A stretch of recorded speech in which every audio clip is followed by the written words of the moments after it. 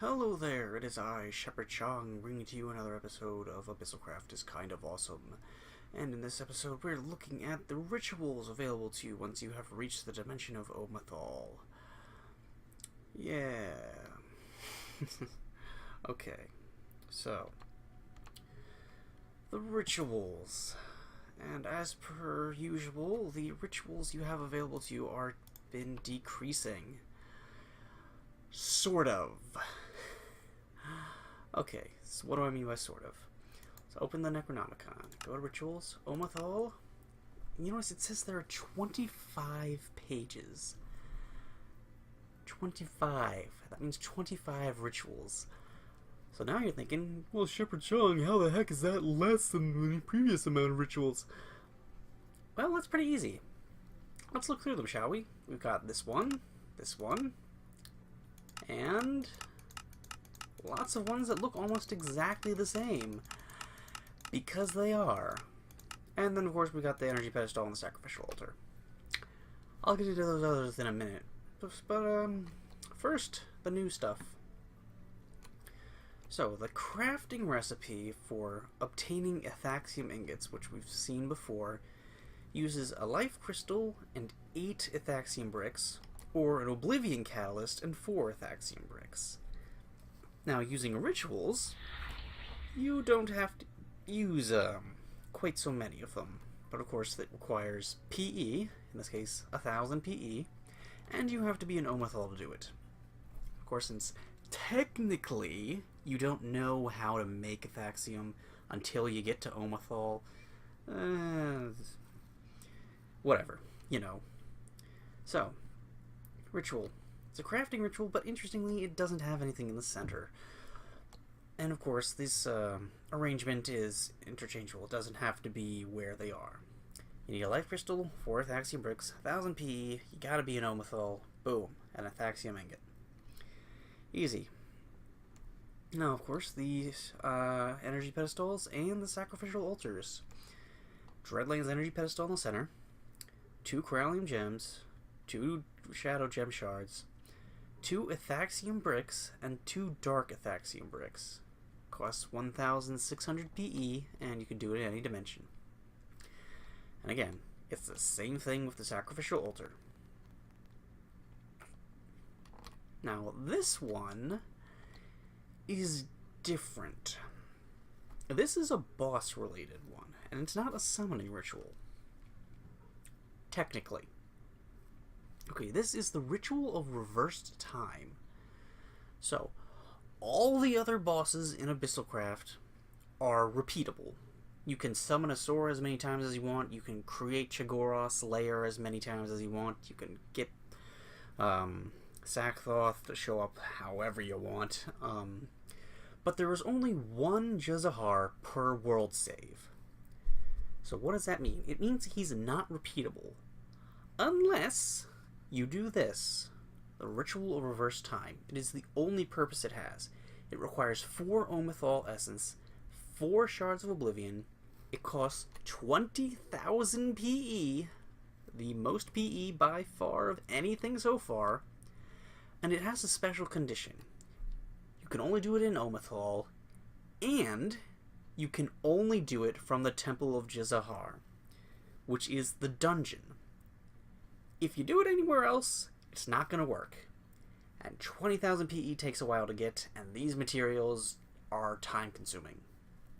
So yeah, keep it in mind. What do you mean? Okay, so what do I mean by inside the dungeon? Inside the temple is a ritual altar, which you could use once you clear it out for anything, if you felt like it. Why you go to the effort, I don't really know, but you can. It's an option for you.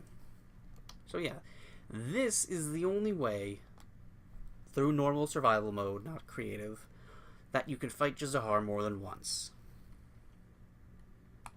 Okay, so the other rituals. Now, remember how the remnants were giving you had the possibility to trade with the remnants to get these, the charms? And charms sort of don't really do anything. Well, this is what they're for. The charms are the same, mostly the same thing as the ritual charms that we saw back in the overworld. Which, now that I think about it, I don't remember if I ever actually demonstrated those. Crap. I'll do that in this episode. Yeah. Okay. So, these are called deity-specific ritual charms. Now, what does that mean? Well, you know how there are statues to various gods? Like Cthulhu? Everyone loves Cthulhu. Yeah. So the ritual charms can be used on any statue. The deity-specific ritual charms only work on specific statues, the ones they correlate to. So what's the advantage of them? Well, basically, they work better than the normal ritual charms. They are more efficient, I suppose. And in theory, they cause less anomaly disruptions, but I'm not sure if that's official in the mod. That might just be my opinion. I'm not completely sure about that one.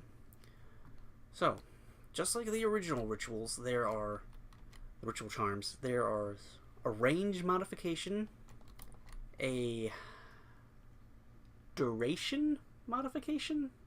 I want to say that's what this one is. And the power modification.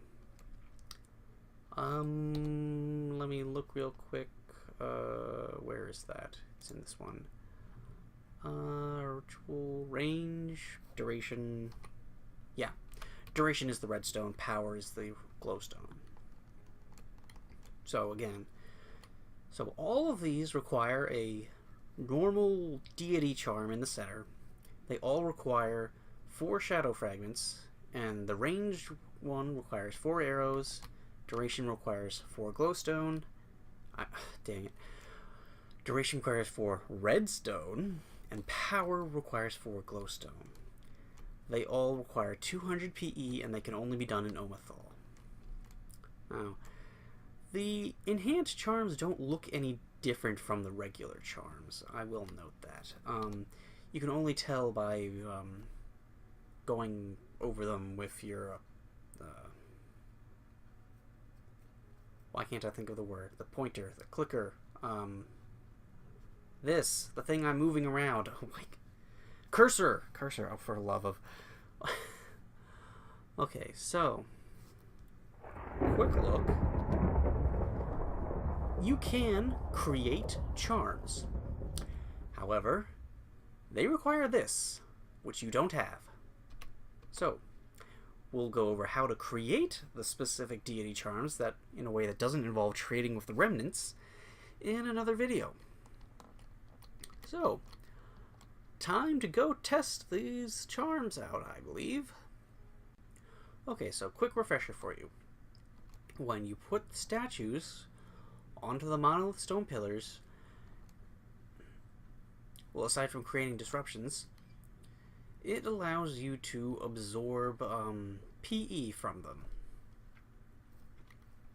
You can, of course, get them through the normal. You can absorb PE from the Shoggoth pillars that they create, but you might want to take them with you. I don't remember if I ever demonstrated why you want to do that. I'll get to that in a special episode, because a YouTuber did something with the Shoggoths recently that I just found hilarious, and I really gotta show it off. So, ritual charms. This is range, duration, power, in that order. What do they do? Well, you right-click on the statue with them. Now you get a little particle effect, showing that it is being affected by a charm. What does a range charm do? Basically, you can absorb PE from further away. Easy. Nothing particularly unusual about that. quite a bit away, and I can still absorb stuff. Yep. Okay, so this one is duration. What does that do? Oh, I got slowness. We'll right click, and again you've got a little particle effect, and duration. Let's see if we can view this. Not really. Okay, so the duration basically makes it so that the amount of PE you absorb from the statues lasts longer. What do I mean like that? I'll explain it. So every time you absorb PE, it's basically a short burst of a set amount of PE. I think it's 10 that you absorb from them is the standard amount. The duration basically makes it so rather than just a single short burst, that short burst is a slightly longer burst. So you sort of absorb more from it. At least that's my understanding. I could be completely wrong. And of course I may have explained that in a very bad way. So power. Again, particle effects. Power, how to explain the power? Power is fairly simple as far as I know. Basically, it means you absorb more PE from them than you would normally. So that just went up by 15. Of course, I've got 3 of these close together, so it's hard to tell just how it's being affected. But yeah, that's how I understand how the power charms work. Rather than just the normal amount, you get more.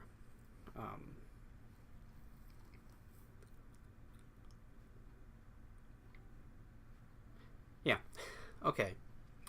So, deity-specific charms. This is a Nyarlathotep charm. Nyarlathotep. I can never pronounce this name. That is this statue here. Let's see what happens if I right-click on this statue.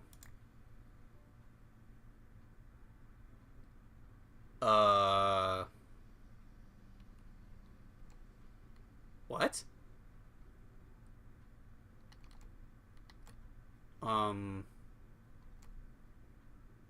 What the heck? Is that a glitch? Is that supposed to do that?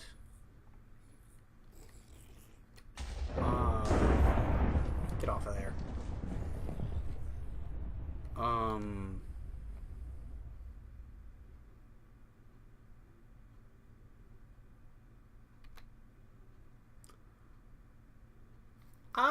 That's, I don't think it's supposed to do that. I think I may have just shown you a glitch. As far as I know, the deity-specific charms are only supposed to work on specific statues.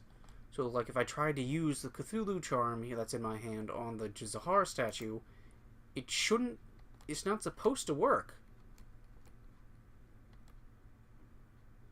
That's strange. Really strange. Huh.